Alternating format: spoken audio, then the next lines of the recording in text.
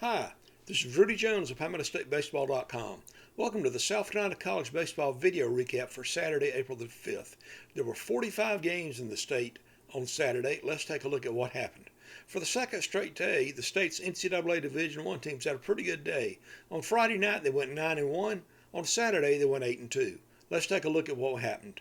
Out in Berkeley, California, Clemson scored 6 runs in the first inning on 3 home runs and added 7 runs in the second inning and beat California 13-3 in 7 innings to clinch an ACC series victory. The Tigers are now 29-5 overall, 8-3 in the ACC, and California fell to 16-14 and 6-8. For the Tigers, Cam Canarella was 3 for 4, scored a couple of runs and drove in a run. Down in Conway, Cameron Fluke allowed only an unearned run over 5 1/3 innings, and Coastal Carolina beat Arkansas State 4-1 for the second straight day by that score. That gives the Chanticleers a Sun Belt Conference Series win. They're now 23-8 overall, 8-3 in the Sun Belt. Arkansas State fell to 13-17 and 4-7. Coastal got a home run from Wells Sykes, and they have been getting extremely good starting pitching lately from Fluke, Riley Eichhoff, and Jacob Morrison. Elsewhere, down in Starkville, Mississippi, the host Bulldogs hit 5 home runs and beat South Carolina 11-4 to even that series at 1-1. Mississippi State is now 18-13 and 2-9 in the SEC. South Carolina fell to 19-13 and 2-9. And of the 13 losses for USC, today's loss to Mississippi State was the first loss to an unranked team all season.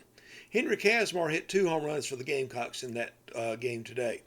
Elsewhere, up in High Point, Amp Phillips struck out 11 as USC Upstate clinched a Big South Conference Series win over High Point by a score of 7-2. The Spartans moved above 500 at 16-15 overall. They're now 5-3 in the Big South. High Point, the preseason favorite to win the conference, who entered the weekend unbeaten in conference play, fell to 20-11 and 6-2. Preston Lucas had a couple of hits and 2 RBI for Upstate. Elsewhere, Charleston Southern got a series sweep of Radford, winning 2 games today. First game score was 9-5. Second game score was 12-5. In game 1, Aiden McCaskey homered and drove in 3 runs. And in game 2, Caden Smith also drove in 3 runs as the Buccaneers improved to 17-12 overall, 5-7 in the Big South after an early slow start in the Big South. Radford fell to 14-17 and 3-6. In Clinton, Presbyterian trailed most of the game but tied it up with 2 runs, and Amon Dewberry doubled in the go-ahead run of the 8th, and the Blue Hose held on to beat Longwood 3-2 to clinch a Big South Conference Series win. The Blue Hose are now 16-13 overall, 8-3 in the Big South. Longwood fell to 8-23 and 3-5. Tristan McGregor had a great start for the Blue Hose. He went 8 1/3 innings, struck out 6, only allowed 2 runs. Elsewhere,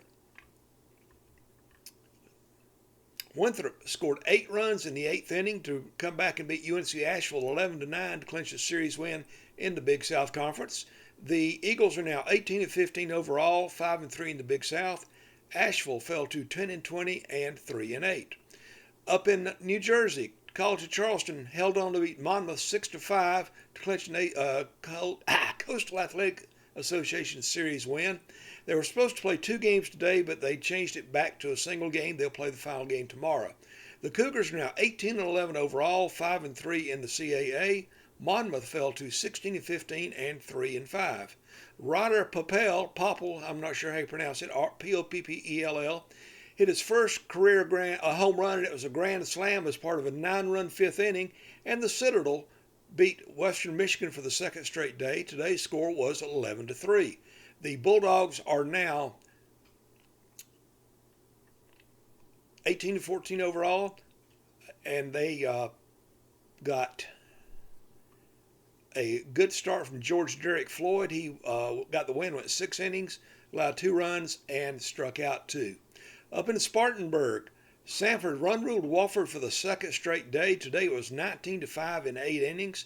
The Bulldogs are now 16-13 overall, 3-2 in the SoCon. Wofford fell to 21-11 and 2-3. In Conference Carolinas, Ronaldo Hewson, I hope I'm pronouncing the young man's name right, struck out 7 in a complete Game 1 hitter in Game 1, and Francis Marion swept Emmanuel in a Conference Carolinas doubleheader. First game was 3-0 in that one hitter by Hewson. Francis Marion won the second game 9-4. The Patriots have now won 11 straight. That was their 30th win of the season today. They are now 39 overall, 18-6 in the conference. They've won 11 straight. Emmanuel fell to 17-22 and 10-14.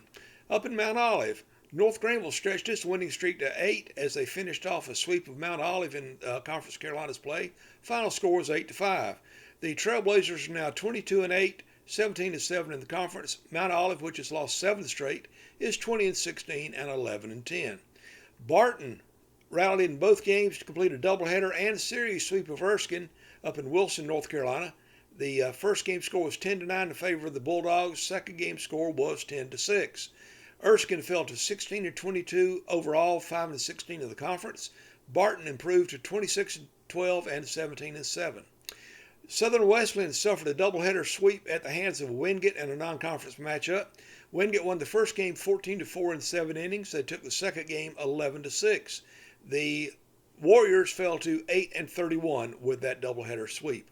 Lander got a pair of wins over USC Beaufort to finish a Peach Belt Conference sweep. The Bearcats are now 27-11 overall, 15-3 in the Peach Belt. Beaufort fell to 5-30 and 1-17. Evan Wickeri, Wickeri, had 6 hits, drove in 6 runs, and double, triple homer and a steal for the Bearcats in that doubleheader sweep. Lander, like I said, is 27-11, 15-3, and Beaufort's 5-11, 1-17. Sorry, I repeated that. Georgia College assured itself of a series win with a 14-3 win over USC Aiken in 8 innings. The Bobcats improved to 23-15 overall, 15-2 in the Peach Belt. Aiken fell to 16-21, 6-11. Hunter Thompson drove in a couple of runs for the Pacers in that game. Flagler extended Claflin's losing streak to 20 with a 7-1 win in Peach Belt Conference play. The Saints are now 24-12 overall, 9-8 in the conference. Claflin fell to 5-28-1 and 0-17. In the South Atlantic Conference, Coker got a bases-loaded walk to get a 9th inning walk-off win over Carson Newman by a score of 3-2 to win the opener of their Saturday doubleheader. That clinched a series win for the Cobras over the ranked Eagles. But in Game 2, Carson Newman won that one 5-1. Carson Newman is now 27-11 overall, 16-5 in the conference. Coker is 22-16 and 11-10. Limestone swept Emory and Henry today to take a series win. The Saints are now 20-19 overall, 13-11 in the conference. Emory and Henry fell to 12-26 and 4-17. Virginia Wise won Game 1 of Saturday's doubleheader over Newberry before the Wolves came back to win the second game. First game score was 9-7 for Virginia Wise. Newberry won the second game 6-1. Newberry is now 20-18 overall, 9-15 in the conference. Virginia Wise fell to 23-17 and 12-12. Anderson won Game 1 of its doubleheader at Lincoln Memorial to clinch a series win. Then Lincoln Memorial won the nightcap. Game 1 score was, Lincoln Memorial won Game 1, Anderson won Game 2. Had it backwards. Lincoln Memorial won Game 1 10-3. Anderson won Game 2 8-3. Braden Harrison homered in Game 1 as the second straight game he homered for the Trojans. Zach Stover had a homer and drove in 3 runs for the Trojans in Game 2. Anderson is now 21-16 overall, 10-11 in the conference. Lincoln Memorial fell to 20-17 and 10-11. In other games involving four-year schools, Bob Jones won over Toccoa Falls 4-3 in Game 1, but Toccoa Falls came back to win the second game 10-6. Bob Jones is now 9-19. Toccoa Falls, I don't have the record, sorry. Mackenzie Ritter had a great outing for the Bruins in Game 1. He struck out 7 in 6 innings. Again, 4-3 in the first game. Bob Jones wins to lose the second game 10-6. In HBCU Athletic Conference play, Voorhees scored 3 runs in the bottom of the 8th and held on to beat Wilberforce 14-12 to clinch a sweep of that HBCU AC series. The Tigers are now 16-17 overall, 13-11 in the conference. Wilberforce fell to 6-27 and 3-18. I don't have that box yet. I hope I'll get it by tonight or tomorrow. Down in Atlanta, Braylon Duran pitched a two-hit shutout, 7-inning variety in Game 1 as Benedict won over Clark Atlanta 11-0. Then in Game 2, the Tigers scored 2 runs in the top of the ninth and held on to win 4-2 to clinch a series win going into Sunday's finale. The Tigers have won 6 straight. They're now 15-9 overall, 13-9 in the SIAC. Clark Atlanta fell to 13-18 and 8-15. The Florida Nationals swept a pair of games from Morris for the second straight day. First game score was 5-3. Second game score was 10-4. Christian Moody had 2 hits for the Hornets in Game 1. I do not have the Game 2 box yet. I hope I will get it later. Morris fell to 1-30. Elsewhere, Columbia International scored 3 runs in the 8th and 3 in the 9th to take Game 1 of a doubleheader at Montreat. Then they rolled all over the Cavaliers in Game 2. The first game score was 9-7. The second game score was 11-2, and the Rams clinched that Appalachian Athletic Conference series. Columbia International is now 21-16 overall, 9-12 in the AAC. Montreat fell to 16-24 and 8-13. In National Junior College Athletic Association Region 10, Florence-Darlington Tech swept USC Lancaster. They gave up a lead and had to score a run in the bottom of the 8th inning to win 10-9 in Game 1, and they won the second game 10-0. The Stingers are now 32-8 overall and 17-3 in the region. They moved their lead to 5 games because second-place Gaston College split a doubleheader with USC Sumter. The Rhinos of Gaston College, won 4-2 in Game 1, and Sumter won in Game 2 by a similar 4-2 score. The loss in Game 1 ended an 11-game winning streak for the Fire Ants. Gaston College is now 19-11-1 overall, 12-8 in the region. USC Lancaster, with that loss to FD Tech, fell to 17-20 and 10-10. USC Sumter, with its split, improved to 22-17 and 10-10, so they're now tied for third place with USC Lancaster. Down in Salkehatchie, Allendale, USC Salkehatchie got a run in the 8th inning to snap its 24-game losing streak with a 6-5 win over USC Union in Game 1 of a doubleheader. Union came back to win Game 2 11-1. Salkehatchie is now 2-36 overall, 2-36 overall, and 2-18 in the region. Union, which has set a school record for wins in a season, is now 25-13 and 9-11. Let's take a look at the ACC and SEC scores for Saturday.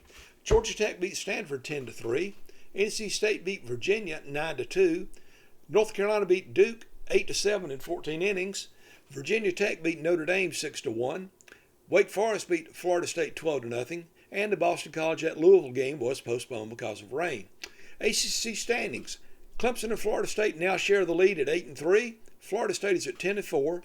Louisville is at 7-4. Virginia Tech is 8-6. Wake Forest is 8-6. NC State is 6-5. Duke is 8-7, as is North Carolina. Virginia is 7-7. Cal is 6-8. Stanford is 5-9. Boston College is also 5-9. Miami is 3-10. Pitt is Miami is 3-7. Pitt is 3-7, and Notre Dame is 3-11. In the SEC, Alabama beat Auburn 6-5 in Game 1 of their doubleheader. Arkansas beat Missouri 21-3. LSU beat Oklahoma 3-2. Ole Miss beat Kentucky 5-4 in 12 innings. Texas beat Georgia 7-4. Texas A&M woke up today. They beat Tennessee 9-3 in Game 1 and then 17-6 in 8 innings in Game 2. Vanderbilt beat Florida 3-2, and it looks like Auburn beat Alabama. I'm going to assume that because they've gone into a post-game show. If that's the case, here's what the standings will look like. Texas leads the league at 10-1. Arkansas is 9-1. LSU is 10-2. Tennessee is 9-3. Georgia is 8-3. Ole Miss is 8-4. Auburn is at 7-5. Vanderbilt is at 6-5. Alabama is at 6-6. Kentucky is at 5-7. Oklahoma is also at 5-7. Texas A&M moved up to 3-9. Mississippi State is 2-9, as is South Carolina. Florida is at 1-10, and Missouri is at 0-10. Now let's take a look at the schedule for Sunday. As I mentioned earlier, they've decided to move that College of Charleston Monmouth game back to Sunday. They're originally going to try to play today, or play it on Saturday, yes. So here's what we've got going on in the way of games for Sunday. College of Charleston is at Monmouth at noon. The Citadel at Western Michigan at noon. Benedict wraps up its series at Clark Atlanta at 12:30. Arkansas State is at Coastal Carolina at 1. Claflin is at Flagler at 1. Longwood is at Presbyterian at 1. Samford is at Wofford at 1 o'clock. USC Aiken is at Georgia College at 1. USC Lancaster at Florence-Darlington Tech at 1. USC Sumter at Gaston College at 1. USC Union is at USC Salkehatchie at 1. USC Upstate goes for a sweep at High Point at 1 o'clock. South Carolina tries to take a series win over Mississippi with a 2 o'clock game down in Stark Vegas. UNC Asheville is at Winthrop at 2 o'clock. And Clemson closes out its trip at California with a 4 o'clock game. One other little note to mention, is probably the best I can remember the state's NCAA Division I teams doing this late into the season. None of the 10 teams is below 500. And I believe that 9 of them are above 500. So that's pretty good things going on so far. Of course, lots of other teams are doing well, like North Greenville, Florence-Darlington Tech, etc., etc. You can always follow my information at PalmettoStateBaseball.com. I offer updates on Twitter or X under the handle of Palmetto Base. Let me know what you'd like to see me do in my coverage of these games. I'm just doing it because I love baseball, and I want to make it PalmettoStateBaseball.com a location that people come to read about college baseball in South Carolina. That's it for now. If you get a chance, try to go to church Sunday morning, worship somewhere. I think you'll get a blessing out of it. And for now, this is Rudy Jones of PalmettoStateBaseball.com saying thanks for tuning in for the Saturday, April 5th video recap. Good night, and God bless.